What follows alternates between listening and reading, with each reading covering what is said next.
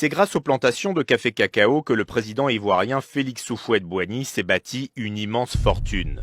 Quand il meurt en 1993, le magot d'Houphouët-Boigny est estimé entre 7 et 11 milliards de dollars. Cette fortune, le président ivoirien l'investit dans l'immobilier en France, un véritable monopoly. On ne connaît même pas exactement le nombre d'appartements qu'il a achetés pour ses enfants, pour des parents. Et en même temps, ça s'est étendu tout autour de l'ambassade de Côte d'Ivoire. Ça a commencé avec l'ambassade de l'avenue Raymond Poincaré. Ils ont racheté tous les immeubles autour, des hôtels particuliers.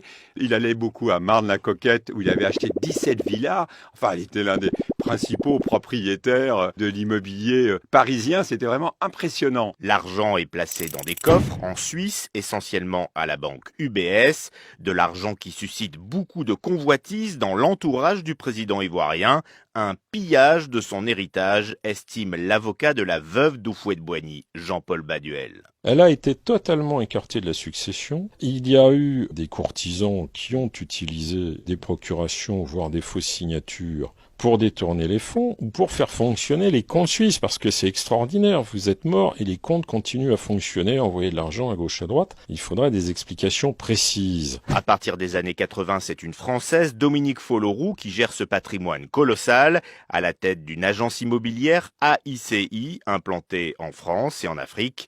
Sa gestion intrigue un ancien conseiller du président Gbagbo, Bernard Houdin, qui dit avoir retrouvé la trace de virements effectués depuis un compte UBS d'Houphouët-Boigny. Il y a à peu près l'équivalent de 24 millions de francs français qui sont transférés entre le compte d'Houphouët-Boigny et le compte de Madame Folloroux à l'époque. Et d'ailleurs sur des comptes qui sont ou à Sanary, c'est-à-dire en France, ou à Monaco, ou directement à Genève, à la société de banque suisse. Si c'est la rémunération de ces activités de gestionnaire des comptes du patrimoine d'Houphouët-Boigny, pourquoi ça atterrit sur son compte personnel et pas celui de l'entreprise qui gère? Au début des années 90, Dominique Folloroux épouse Alassane Ouattara, l'actuel président ivoirien. L'influente femme d'affaires Dominique Ouattara est donc devenue la première dame de Côte d'Ivoire. Contacté, son responsable de la communication a refusé de répondre à nos questions. Nous sommes devant un des portails de la résidence privée du président Félix Houphouët-Boigny. Et voilà, nous allons donc accéder à la résidence privée de son Excellence M. Félix Houphouët-Boigny. Excusez-moi, je n'arrive pas à dire feu, parce que pour moi, il ne sera jamais mort. Allons-y. Une visite dans l'antre privé du président. Incursion dans cet univers qui aura toujours été un mythe. Face à la beauté, la propreté et la singularité des lieux, on se laisse guider, tout simplement. Moi, je suis chrétien catholique.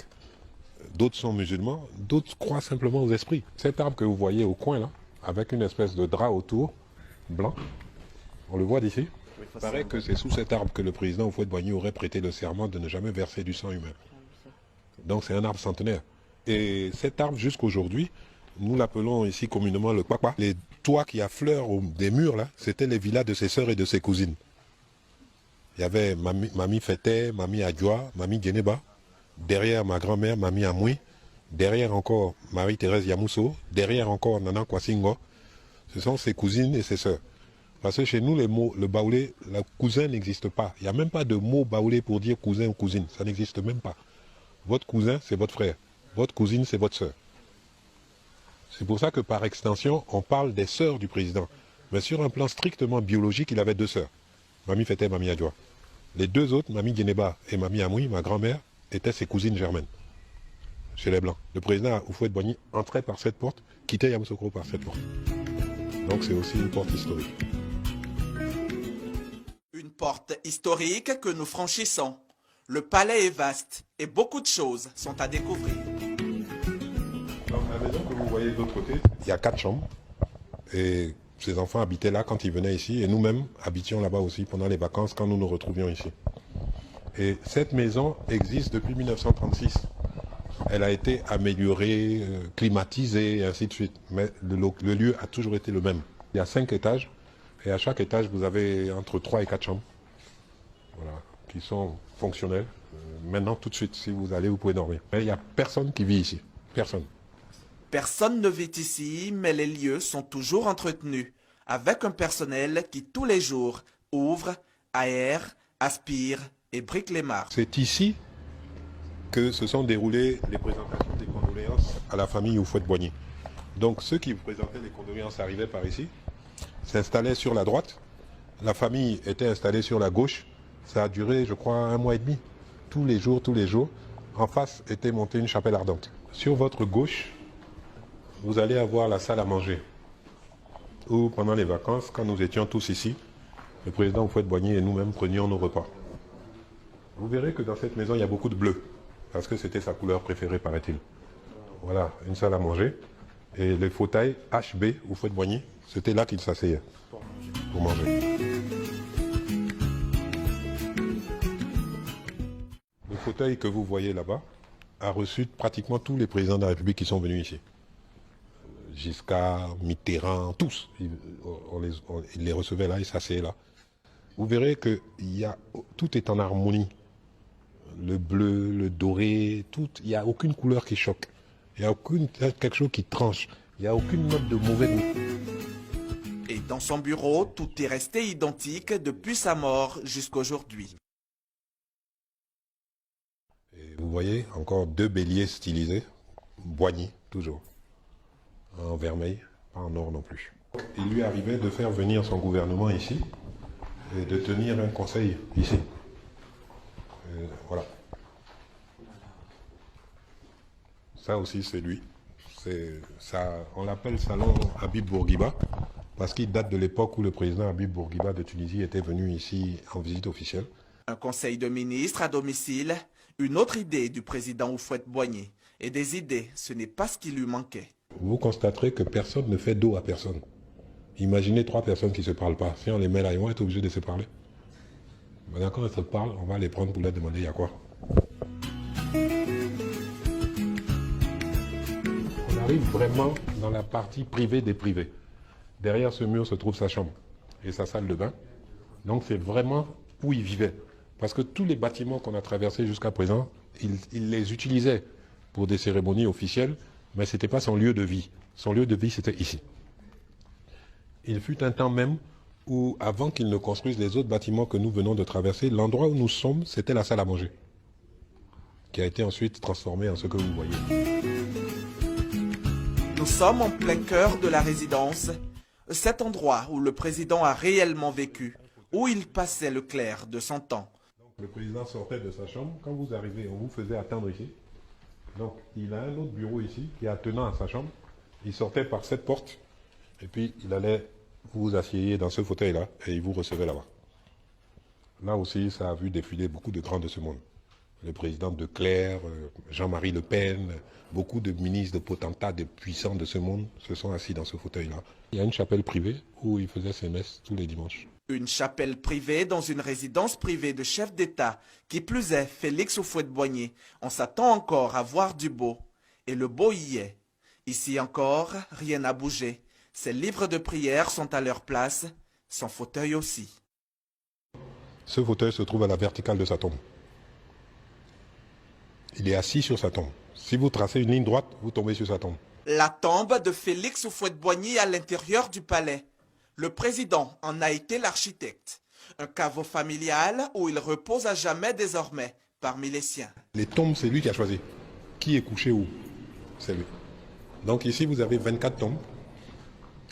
Et la quasi-totalité des gens qui sont ici sont des membres de sa famille maternelle. Les 4 tombes au centre, il y a lui-même ici. Sur sa droite, il y a son fils aîné Félix qui est mort à l'âge de 10 ans. Sur sa gauche, il y a sa mère qui s'appelait Ndrikan. Et en face de lui, il y a son frère qui s'appelait Augustin. Et c'est lui qui a choisi l'emplacement. Extraordinaire à l'intérieur, la résidence l'est tout aussi à l'extérieur. Comme pour dissuader tout visiteur indélicat ou de mauvaises intentions, un lac aux portes du palais, plein de caïmans, de crocodiles et d'alligators. Un autre mystère d'Houphouët-Boigny. Il paraît que c'est le président Houphouët-Boigny lui-même qui a peuplé ce lac de caïmans. Il y a commandant, il y a capitaine, il y a sergent encore. Entre Omar Cissé et ses reptiles, une connexion aux allures d'histoire d'amour. Et pourtant, bien qu'étant à leur côté depuis 1975, Omar ne reconnaît plus ses amis d'hier. Moi, je ne pense pas de vivre la Caïma là, il va là. On a peur trop même maintenant là. Il y a plus de 40 ans, pourtant, le président Houphouët-Boigny assurait que ces bêtes étaient loin de s'en prendre aux hommes. Est-ce que c'est très méchant si je tombais dans l'eau, est-ce qu'il me mangerait? Non. Parce qu'il n'a pas faim. Les animaux sont moins méchants que les hommes. Mais voilà que Diko, l'ancien collègue à Oumar, ce sexagénaire qui pendant plus de 35 ans les a nourris, s'est vu brutalement arracher la vie par ses caïmans. Sur cette place, une gerbe de fleurs pour lui rendre hommage. Malgré ce drame, le lac aux Caïmans continue d'être un point d'attraction pour tout visiteur de Yamoussoukro. Un passage obligé pour bien de nostalgiques ou de curieux, pour qui Félix Houphouët-Boigny continue de vivre à travers ses crocodiles, en attendant que la résidence, elle, ne soit ouverte aux touristes. Madame Marie-Thérèse Brou, veuve Houphouët-Boigny, avait droit à une pension de reversion versée par l'Assemblée nationale. Et je m'étais aperçu, dès le début de nos entretiens, que le montant qu'elle touchait de l'Assemblée nationale n'était absolument pas conforme à la carrière politique de son mari. Nous avons donc saisi la question de l'Assemblée nationale. Nous avons malheureusement dû attendre 1 an et l'intervention du médiateur de l'époque, M. Baudis, qui, grâce à cette intervention, a pu enfin forcer la question de l'Assemblée nationale à répondre aux interrogations. Il y a une décision des questeurs de l'Assemblée nationale au mois d'avril 2014 qui réhabilite Mme Marie-Thérèse Brou, veuve Houphouët-Boigny, dans ses droits, notamment en réévaluant la modeste pension auquel elle a droit, mais aussi en procédant à un rappel d'arriéré. C'est une décision symbolique, mais elle démontre qu'à tous les échelons et toutes les autorités concernées, il y a eu un mépris profond de la situation de ma cliente. Cette situation m'a amené à déposer une plainte entre les mains du procureur de la République au mois d'octobre 2013, compte tenu des faits que j'avais été amené à constater, à savoir l'utilisation de faux de façon quasi permanente pour dilapider une partie du patrimoine. Alors, quand vous dites utilisation de faux, excusez-moi de vous interrompre, vous vous adressez, ou alors vous faites allusion à qui précisément? Je fais allusion à une manœuvre qui a été initiée dès 1994, qui est la théorie du legs verbal. La théorie du legs verbal n'est reconnue ni en droit ivoirien, ni en droit français. Ça veut dire que là, il y a une volonté de captation au profit d'autorités politiques, qui se servent de leur fonction politique pour mettre la main sur un patrimoine. La théorie du legs verbal est totalement inadmissible. Alors, elle a conduit notamment à détourner de la succession l'hôtel Masseran, qui est dans Paris, entre le boulevard des Invalides et la rue Masseran. Cet hôtel particulier, qui est un monument qui est classé au patrimoine, je veux dire c'est un hôtel du XVIIIe siècle, qui avant était la propriété de la famille Rothschild, qui avait été acquis à titre personnel à la fin des années 70 par le président Houphouët-Boigny, a été sur la foi d'une lettre émanant de 2 notaires ivoiriens écartés du périmètre de la succession. Mais c'est une escroquerie. Et j'entends la dénoncer avec la plus grande force. Justement, maître, quand vous allez la dénoncer... c'est une escroquerie de plus de 70 millions d'euros. Oui, alors vous allez la dénoncer, vous allez justement indexer quelqu'un. Écoutez, actuellement, il y a sur les murs même de l'hôtel Masseran une déclaration de travaux. Allez donc voir qui est le bénéficiaire de la déclaration de travaux, parce qu'il y a de fortes chances que ça ne soit pas la République de Côte d'Ivoire. Il y a de fortes chances que ça ne soit même plus la présidence de la Côte d'Ivoire. C'est assez intéressant à voir. Il y a eu depuis 1998 plusieurs dossiers déposés au ministère de la Culture, puisque l'immeuble étant classé, c'est le ministère de la Culture qui est compétent pour ces autorisations de travaux. Ces autorisations de travaux ont donc été déposées sous Laurent Gbagbo, elles sont déposées maintenant sous M. Ouattara. Mais qui en est le vrai bénéficiaire? Si ce n'est ceux qui sont parfaitement au courant du détournement et du processus d'accaparement du bien dont le mécanisme principal est en Suisse. Notamment. Alors, aujourd'hui, nous n'avons pas à jeter l'anathème sur un tel ou un tel, parce qu'il y a eu une succession de personnages, et il faut individualiser la responsabilité de chacun de ces personnages. Ce n'est pas forcément le signataire de la demande d'autorisation qui est plus coupable que celui qui est en fait le grand bénéficiaire derrière. Et si vous voulez, dans l'hôtel Masseran, les travaux visent à la création notamment d'un salon familial. Alors, l'ambassade de Côte d'Ivoire a des bâtiments qui sont suffisamment vastes.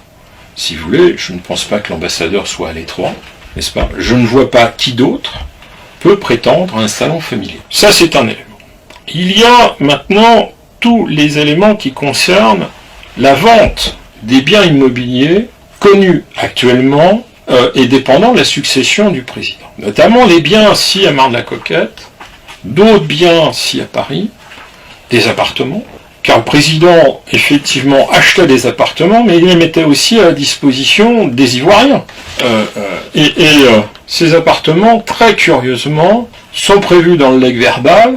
On a aussi fabriqué, semble-t-il, un jugement de séparation de biens des époux Fouet-de-Boigny, dont je n'arrive pas à retrouver la trace. Si ce jugement existait, j'aurais dû le voir en 2 ans de temps. C'est assez étonnant qu'il ne soit pas arrivé jusqu'à moi. Et ces éléments-là ont permis systématiquement d'écarter Madame Houphouët-Boigny des droits auxquels elle pouvait prétendre. C'est étonnant. Maintenant, le problème des comptes, les comptes bancaires. Les comptes bancaires, c'est aussi quelque chose d'impressionnant. Vous avez des personnages qui, d'après ce que j'ai lu dans Jeune Afrique, se prétendent exécuteurs testamentaires et sont allés se présenter au siège de banque en Suisse. C'est pas un secret, le président avait des comptes en Suisse. Ces comptes, il les a déclarés publiquement à la conférence de presse en Côte d'Ivoire. C'est pas quelque chose de caché. C'est pas nouveau. Je vous ai expliqué qu'il avait des avoirs en Suisse bien avant d'avoir une carrière politique en Côte d'Ivoire. Justement, on va revenir dessus. Ce qui est passionnant, si vous voulez, c'est de voir que en 1999, les séries de comptes sont fermées à la demande d'un individu qui va se promener en Suisse, lui faire 3-4 rues, c'est pas très compliqué, et il a fait procéder à la fermeture des comptes. Je n'imagine pas que les fonds ont disparu. Cet individu a-t-il été identifié? Il est identifié dans mon dossier. Son identité communiquée aux autorités judiciaires françaises, il faut lever le voile sur l'ensemble de ces actes. Bon. Maintenant, il y a la situation de ma cliente. Madame Marie-Thérèse Brou, veuve Houphouët-Boigny, a des biens en Côte d'Ivoire. Des biens qui lui sont des biens personnels, propres. Et puis il y a les biens qui dépendent de la communauté avec son mari. Il y a un notaire ivoirien qui a été désigné par les autorités judiciaires ivoiriennes en 2000, dans un jugement qui est définitif, qui met à néant les faux commis par les notaires précédents, qui désigne Maître Taou pour procéder au règlement de la succession. Maître Taou se trouve dans une situation difficile parce que elle se heurte à des intérêts qui sont des intérêts tout puissants dans un pays où malheureusement la violence est au coin de la rue. Et Maître Taou a courageusement pris le dossier en main. Elle a écrit aux banques françaises, aux notaires français. Elle s'est heurtée à un mur du silence. Ce mur, nous l'avons brisé. Ce que nous avons découvert derrière est nettement moins rafraîchissant. Nous sommes dans une situation où d'une part, ma cliente est presque prise en otage. Par qui? En Côte d'Ivoire. Par ses intérêts et par les gens qui l'ont pillé. Si aujourd'hui, Madame Marie-Thérèse Brou, veuve Houphouët-Boigny, n'a pas la libre disposition de ses biens, si aujourd'hui, elle fait l'objet de menaces en France, de menaces physiques. Maître, excusez-moi, parce que ce que vous dites est suffisamment sérieux. Vous dites qu'elle n'a pas le libre accès à ses propres biens et elle fait l'objet de menaces. Est-ce que vous pouvez aller au fond de votre pensée et donner des précisions claires? Je donnerai les éléments que je souhaite donner. Aujourd'hui, ma cliente a fait, il y a une quinzaine de jours, l'objet de menaces dont on sait parfaitement d'où elles viennent. J'ai été amené à prendre des dispositions de façon à assurer la sécurité de ma cliente et de son entourage. Ce sont des méthodes de voyous. Je n'ai pas d'autres commentaires à donner. Je les ai dénoncés à la police nationale française qui est en charge de ce dossier. Il est bien clair que des gens de l'entourage du président, qui ont largement profité de ses largesses dans les années 80-90, et quand je dis largement, on peut chiffrer ça en dizaines de millions de francs français, se permettent aujourd'hui de menacer une femme qui a plus de 80 ans qui vit seul et dont l'unique ressource provient de la pension de réversion de son défunt mari président. C'est une situation qui me paraît tout à fait inconfortable, non conforme aux principes traditionnels en Afrique. Je rappellerai quand même qu'il y avait une solidarité des chefs d'État en Afrique. Il y a 25 ans, au début de ma carrière, nous avons eu à connaître de la succession de François Tombalbaye. Et je dois rappeler que les enfants de François Tombalbaye ont bénéficié du soutien de feu le président Félix Houphouët-Boigny, feu le président Omar Bongo, qu'ils ont payé les frais d'études des enfants de leurs collègues assassinés, qu'ils ont pris en charge des choses. Et là, je suis surpris de cette violence qui s'exerce à l'encontre de la veuve d'un homme qui, de toute sa vie, a été réélu, n'a jamais traîné de dossiers susceptibles d'intéresser le tribunal pénal international, voyez-vous. Quelqu'un qui a respecté les principes de vie politique. Je suis assez sûr. Oui, maître, vous êtes surpris, et nous avec vous, mais en même temps, il nous vient à l'esprit d'insister pour comprendre un peu la trame de ce que vous êtes en train de dire. Vous dites qu'elle est vraiment menacée, et vous donnez l'exemple d'autres présidents qui ont protégé les veuves des présidents qui ne vivaient plus. Comment se fait-il que la République de Côte d'Ivoire n'est pas capable de protéger Thérèse Houphouët-Boigny, qui représente quand même un monument pour la Côte d'Ivoire? Aujourd'hui, les autorités en place, pourquoi est-ce que les autorités en place ne le font pas? C'est une vraie question, et je pense que c'est une question nationale pour les Ivoiriens. Je n'ai pas de réponse à y apporter. Moi, je suis citoyen français. Mais c'est une situation totalement anormale. Totalement anormale. Je vous dis, j'ai été amené, des gens de son entourage ont été menacés physiquement, j'ai été amené à communiquer à la police nationale l'identité complète de ces étranges messagers. J'ai été amené à effectivement saisir l'autorité de police de ces péripéties tout à fait scabreuses, et j'étais amené à prendre des mesures qui sont adéquates. Maintenant, la situation, si vous voulez, peut parfaitement redevenir normale. Il n'en tient qu'aux autorités ivoiriennes. C'est pas Madame Marie-Thérèse Houphouët-Boigny qui est une menace. C'est l'étendue des dossiers. C'est l'étendue des malversations. C'est l'étendue des faux, qui sont une menace même pour ce pays. C'est relativement facile de faire un faux maintenant avec l'informatique, c'est un vrai bonheur. Vous prenez les fiches du ministère de l'Intérieur, il y a à peine sur le fichier STIP 20% des fiches qui sont authentiques. Tout le restant contient des informations qui ne sont pas authentiques. Bon. Côte d'Ivoire, les actes notariés devraient avoir autant de crédibilité qu'en France. J'aimerais donc que la situation ivoirienne soit aussi assainie. Que l'on arrête de menacer une femme de 83 ans, qui est en quelque sorte la mère fondatrice de la République de Côte d'Ivoire. Enfin, je veux dire, vous imaginez Madame de Gaulle dans cette situation-là, c'est pas pensable. C'est pas pensable, vous avez raison, maître Jean-Paul. Alors, on va revenir aussi à la Côte d'Ivoire, que vous connaissez. C'est un pays que vous connaissez. Vous avez dû vivre quand même, entendre parler de tout ce qui est arrivé à la Côte d'Ivoire. Est-ce que vous avez une idée un peu de comment est-ce que la Côte d'Ivoire pourrait sortir largement de la situation dans laquelle elle se trouve? Mais difficile, moi je ne suis pas politologue, je ne suis pas devin. Il y a des élections qui se présentent pour vous en 2015. C'est une situation tendue, complexe, avec des enjeux politiques nationaux, régionaux et internationaux.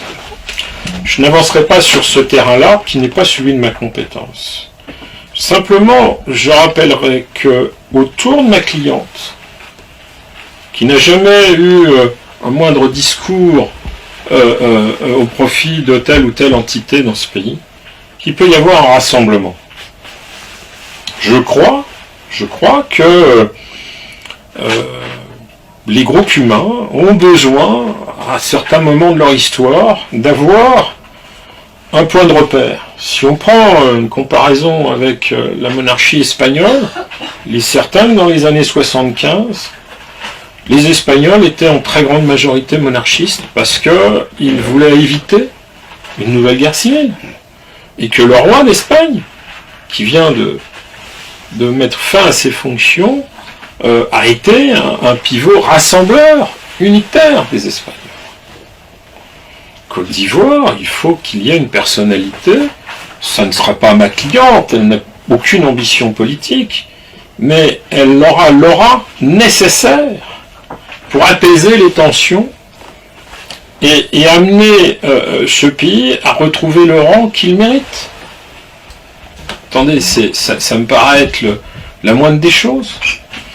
Et moi, personnellement, j'ai été navré de voir ce qui s'est passé ces 15-20 dernières années entre la République française et la Côte d'Ivoire.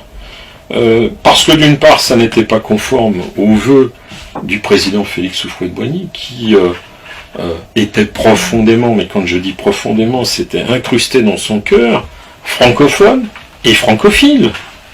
Bien qu'il n'ait pas été fabriqué dans le moule de la haute administration française. Mais il avait fait la jonction de ces deux cultures, de sa propre culture africaine et de la culture d'importation. Et il avait réussi un mélange qui a été particulièrement bénéfique à ses coreligionnaires, à son peuple. Ouais. Maître Jean-Paul Baduel, vous savez très bien que, comme vous le disiez tantôt, les Kalachnikov ne poussent pas sur les champs de maïs. Ouais. Et la fortune colossale de Houphouët-Boigny, qui est détournée, dont on ne sait pas qui est le légataire testamentaire à qui cette fortune revient, des rumeurs courent que une partie de cette fortune aurait été utilisée pour acheter des armes. Est-ce que vous confirmez ça? La rumeur va toujours plus vite que la vérité. La rumeur, c'est quelque chose d'insaisissable. Certains la considèrent comme peu recommandable. La rumeur, ça ne sera pas mon cheval de bataille. J'attends, moi, des pièces, j'attends des éléments. Il y a actuellement une seule personne qui comparaît devant le tribunal pénal international. Compte tenu de la taille des violations du droit international en Côte d'Ivoire, je trouve que ce personnage est bien solitaire. Je pense que si le tribunal pénal international veut vraiment faire œuvre de justice sur la Côte d'Ivoire, ce n'est pas une personne, mais une dizaine de personnes qui devraient avoir à répondre du sang versé en Côte d'Ivoire. Je n'ai pas à me substituer à une juridiction internationale, je n'ai pas à jeter l'opprobre sur un tel ou un tel, vous êtes le premier organe de presse ivoirien auquel je m'adresse, je n'ai fait aucune interview auparavant à des organes de presse étrangers. Je m'intéresse moi uniquement à l'état de la succession. Il est certain que si la situation de ma cliente n'est pas réglée dans les semaines à venir, nous aurons malheureusement des éléments qui vont venir conforter ou infirmer la rumeur qui se développe. Cette rumeur, elle est instrumentalisée par des gens qui font de la politique. Moi, je ne fais que du droit. Et c'est déjà beaucoup pour moi. Oui, maître, merci beaucoup. On va terminer par un fait qui est très important. Vous n'êtes pas un avocat inconnu, vous êtes quand même bien planté dans le microcosme judiciaire français. Vous avez à l'époque été celui-là qui, de façon très engagée, avait demandé à un juge de se pencher sur l'affaire Chirac. Il s'agit ici des frais payés en liquide, des billets d'avion payés en liquide, et vous êtes allé jusqu'à déposer un courrier au cabinet du juge pour qu'il puisse s'intéresser à cette affaire. Est-ce que vous pouvez revenir sur ça et nous dire qu'est-ce qui avait motivé à l'époque cette sortie? La situation était relativement simple. J'étais l'avocat des actionnaires minoritaires d'Air France. C'est une compagnie aérienne qui, en 1992, a procédé à l'absorption d'une compagnie que les Africains connaissaient bien, qui s'appelait UTA. UTA, c'était une société particulière avec une foi particulière. Elle était née juste après la guerre de 1945, Elle était issue de la fusion de deux petites compagnies coloniales, appelons-les comme ça, une qui était sur l'Afrique et une qui était sur l'Asie, sur l'Indochine. 1962, il se crée UTA, qui est une société anonyme participation ouvrière. Ça veut dire que les 4500 salariés d'UTA avaient un intéressement au résultat de la compagnie. En 1993, M. Édouard Balladur a fait disparaître l'intéressement et a approuvé la captation d'UTA par Air France. Cette situation a amené la spoliation des 4500 salariés, qui a été évaluée à l'époque par le ministère du Trésor à 617 millions de francs. Dans ces conditions, mes clients étaient amenés à attirer mon attention sur tout le système de billets gratuits mis en place au profit de la classe politique à l'intérieur d'Air France. Il y avait une agence rue Vernet, qui depuis était fermée, qui était chargée de distribuer les billets gratuits à toute la classe politique. J'ai vu passer les billets gratuits pour une demi-douzaine de ministres. Le billet de Jacques Chirac, il est intéressant parce que, en tant que Premier ministre, il n'avait pas besoin de payer en espèces le billet. Il avait la gratuité à vie. Madame Claude Pompidou, en tant que veuve d'un ancien président de la République, avait elle aussi la gratuité à vie sur Air France. Mais, à l'intérieur de ce parti politique, il y avait de telles masses d'argent en espèces que les caissiers, appelons-les comme ça, ne savaient même pas qu'il y avait une gratuité acquise pour leur mandant. Il n'y avait aucune raison de débourser 23 000 francs pour M. Jacques Chirac, son voyage avec son garde du corps et sa fille à New York.